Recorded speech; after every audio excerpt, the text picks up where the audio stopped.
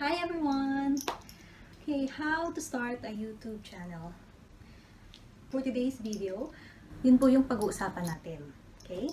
So, paano nga ba gumawa ng sarili mong YouTube channel? Okay? Gusto mo bang malaman? Pues, keep on watching!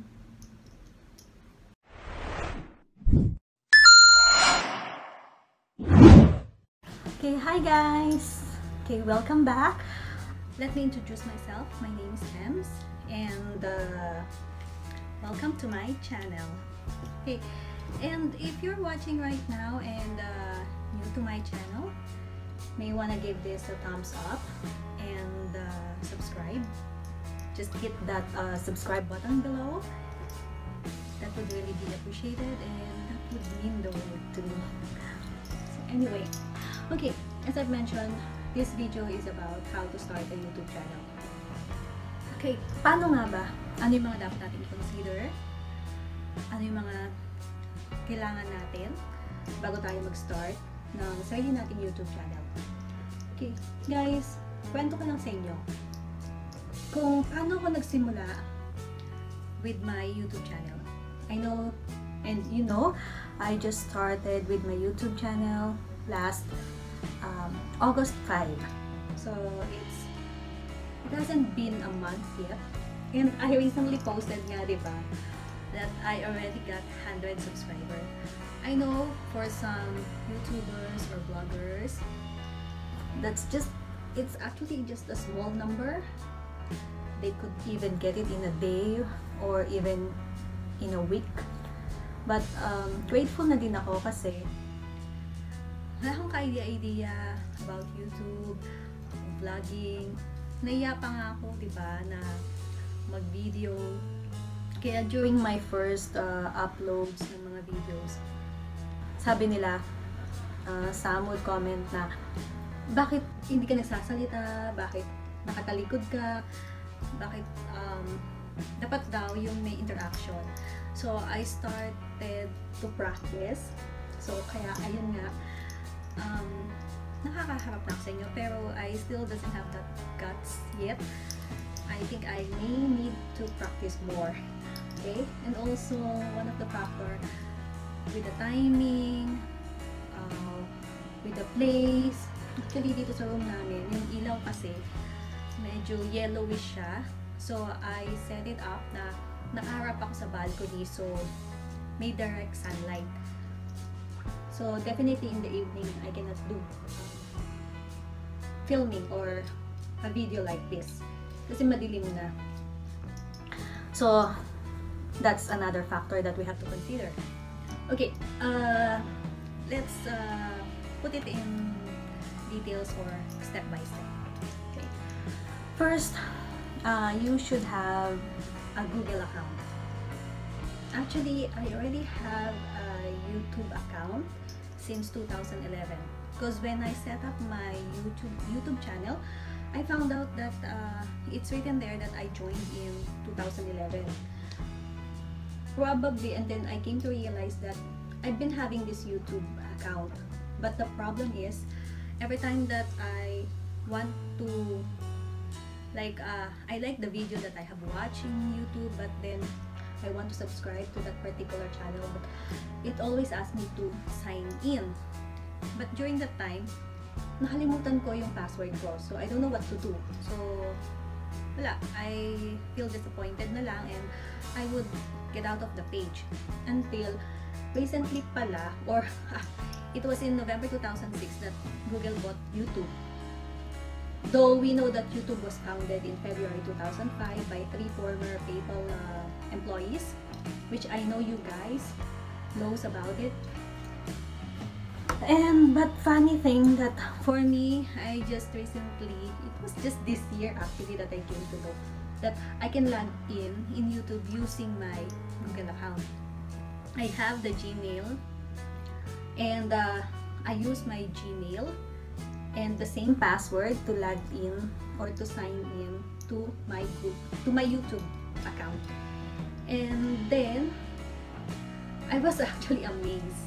It's funny, but I was actually amazed when someone told me, and then when I Ayun nga, ginawa ko siya. And then, finally, yeah, I was able to log into YouTube. Now, it's different. I mean, there's another step that you have to do to get a YouTube channel. I mean, once you're signed into your YouTube account, you just have to create your YouTube channel. Okay, so I'll show you the step-by-step procedure. Okay guys, so watch this. Okay, by the way guys, before we start, do you know that your channel can be almost about anything? Okay, you can actually make a short and meaningful cartoons. You can even sing or show your lifestyle. Okay, so the options are endless. Your YouTube account is basically the same with your Google account, and you can either use it as it is or create a new one. Okay, so alright, you have to go to youtube.com. Okay, so once you're in YouTube, you just have to sign in to your YouTube account. Okay, so how you do that? Actually on this page I was already logged in, so you just have to, if it asks you to sign in, then you just have to sign in.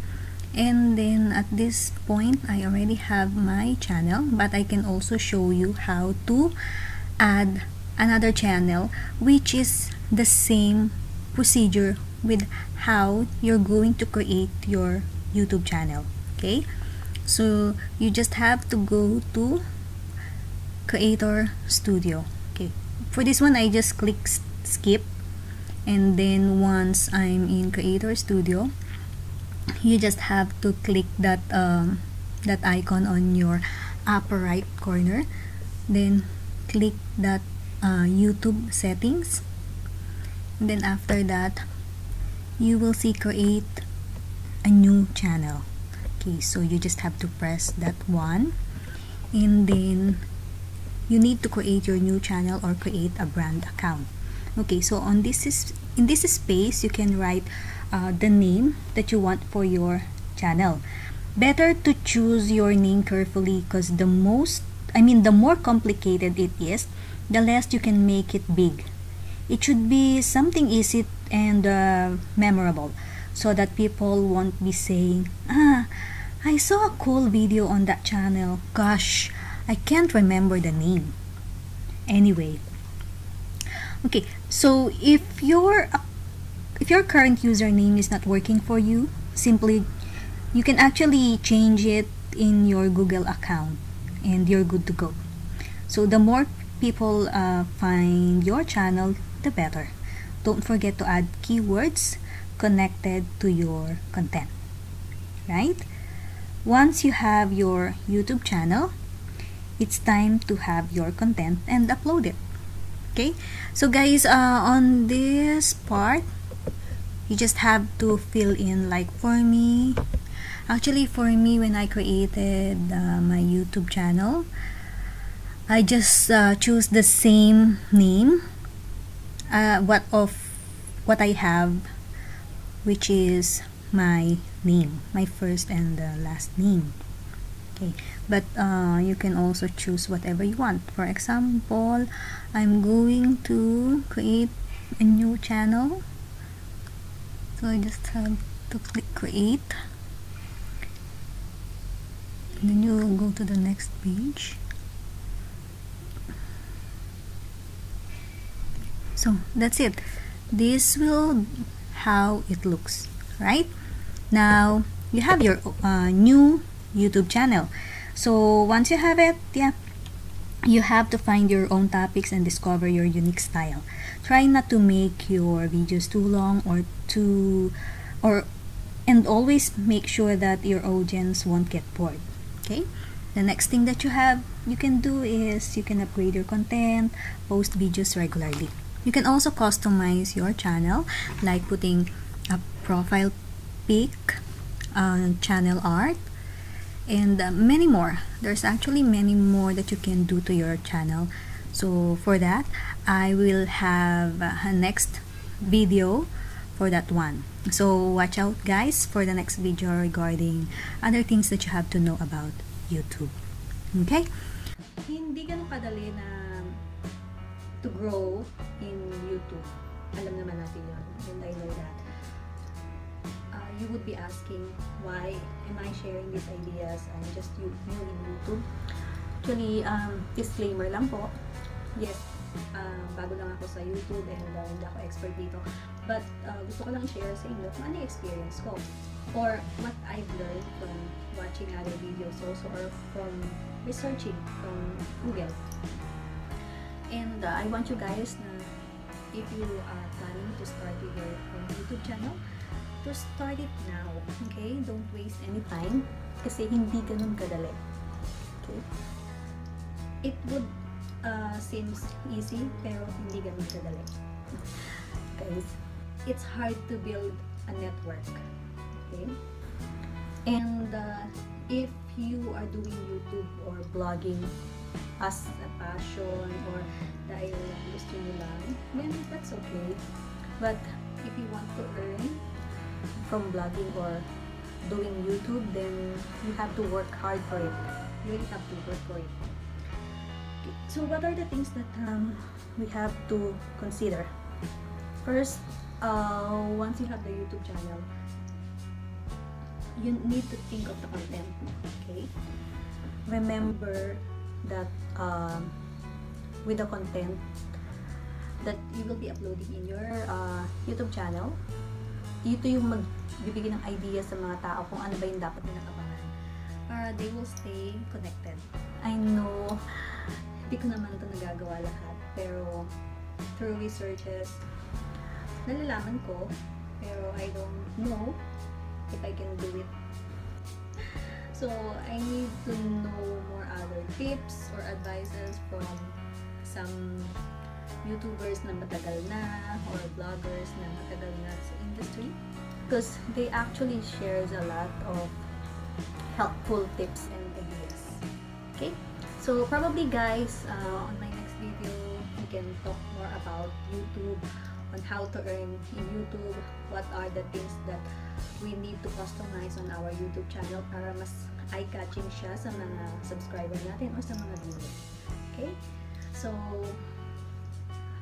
hindi ko na ito papahaba yung video na to, and see you again guys next time on my next video. Bye, and thank you for watching.